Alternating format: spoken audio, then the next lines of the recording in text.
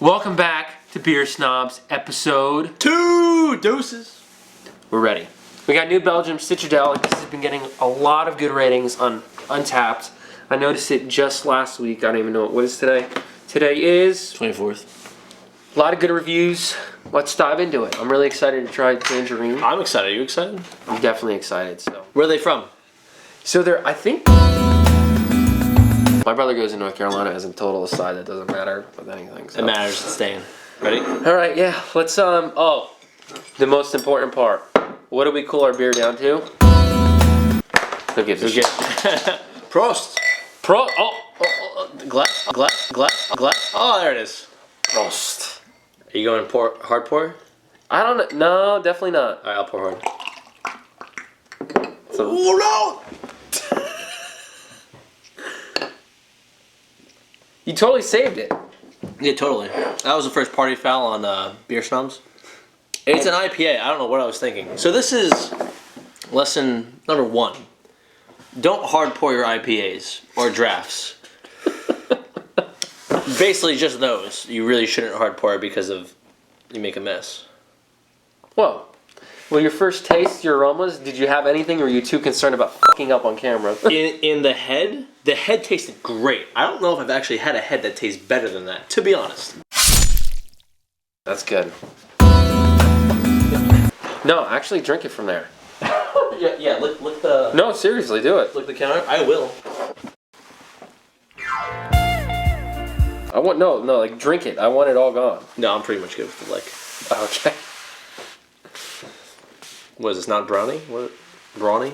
Brawny? Brawny's the No, picker. Actually, yeah. this is pretty... Wow, this actually got it. And we're back! I don't know, I snapped again. So you gotta snap if you're saying you're back. We're back. So, wait, hold on. Initial aromas, smell it. Citrusy, Citradelic. Yeah, It smells like... Doesn't it smell like... Alright, so Citradelic is a tangerine IPA. It smells like tangerine. Not really- like super, but like... Yeah, like if we were to open up a tangerine and smell it, it would smell like this. Correct. It's really good. So, my first aromas is like... Head.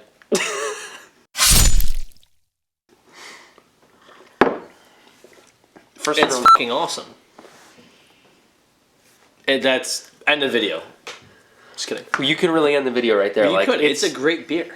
I love this beer. Yeah. And this is I'm gonna like profess that this is a beer. If you hate hoppy beers and you hate IPAs, but your friends are always suggesting that you try them, this is the IPA that you go to. This is the IPA to get you into IPAs. Exactly.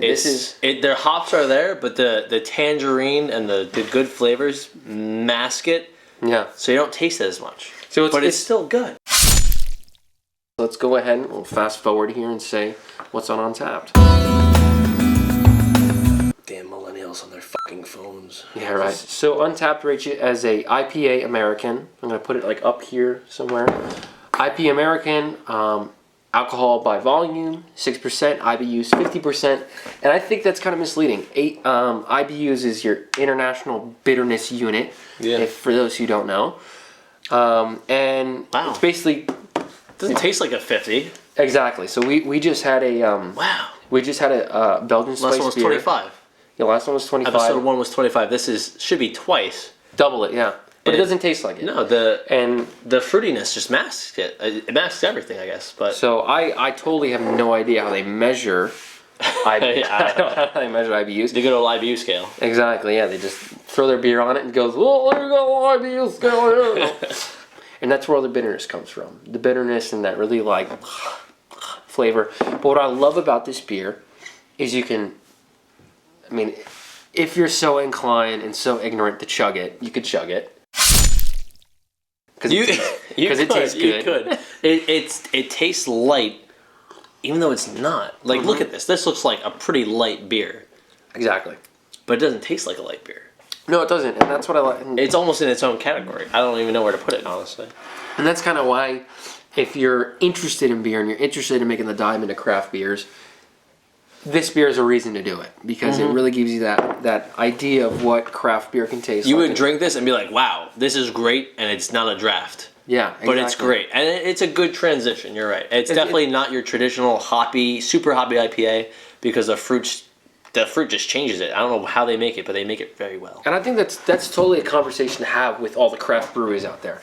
If you're brewing beer because you want to appeal to the masses to make craft beer because it's hoppy, I think you suck. I think you should really take care of your beer and brew it with an intention. If you're not for the fruity beers, you will like this beer.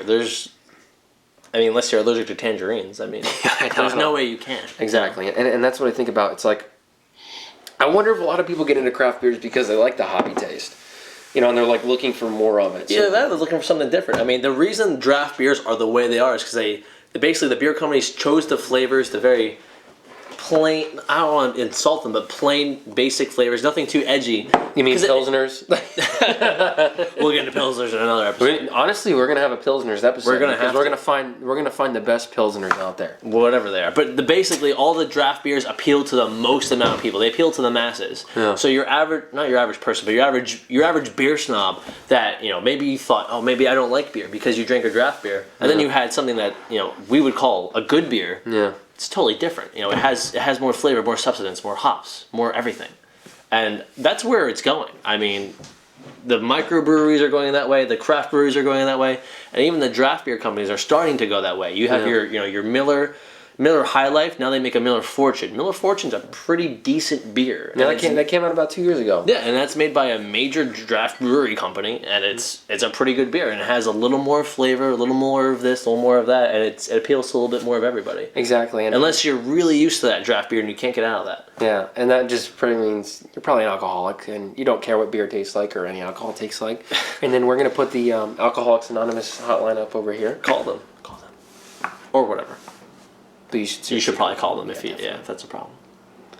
Again, if you hate IPAs and you're looking for an IPA to drink, this is the one to go to. That's it right there. Until we find another one that we're going to recommend above this one, this is our go-to for right now.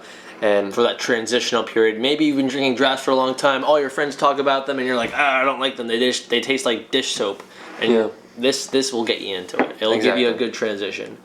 Build your chops up a little bit. And I think that's what it is. I think a lot of people, their taste buds are used to something, and they need something basically just to transition them. Yeah. It's what, 6%? 6%, yeah. It's 6%. It's tasty. It's a good, you can chill on this all night. This isn't a one beer cap kind of night. No. This is a, chill on this beer. This is a good beer. I'm going to kind of counter that and say, you could drink 3 of these and then kind of transition because it's a 6%. It's a little heavier. A little bit.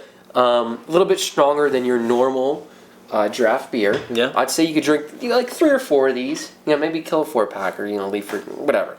And then between the two of us, we could easily crush that. Yeah.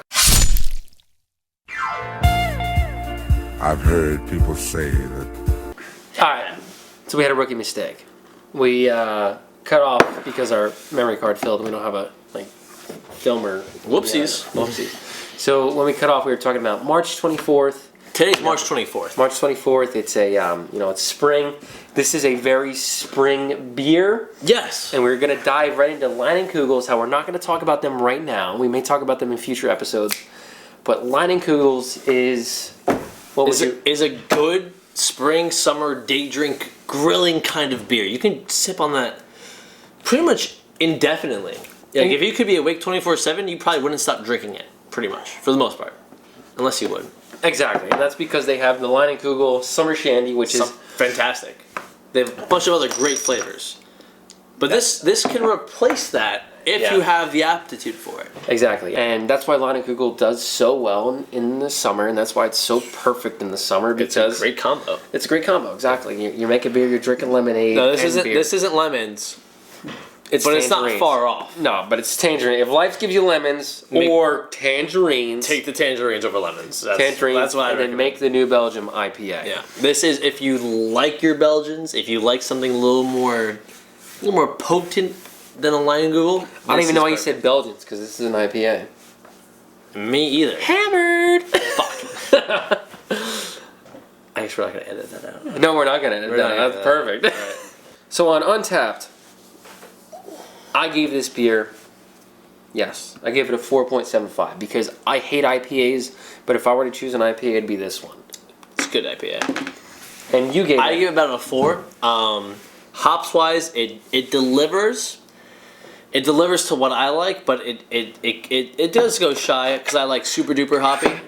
But that being said, it's great. I mean, you get great fruity aromas, you get good balance of the hops, and it's a good beer. It's something you can drink all day, and that's what I really do like about it.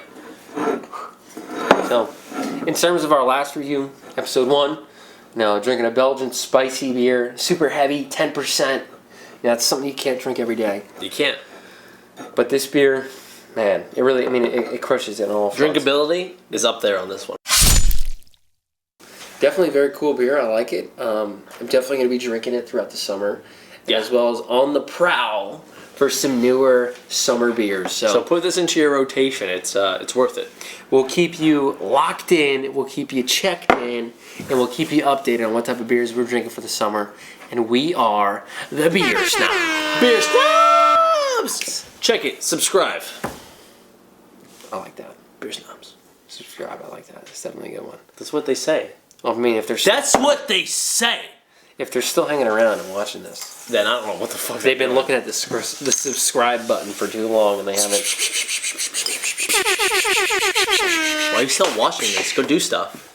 Or watch our next episode. Yo! It's right here. Here. I don't know. I guess it's here. It's gonna be. I'm sorry.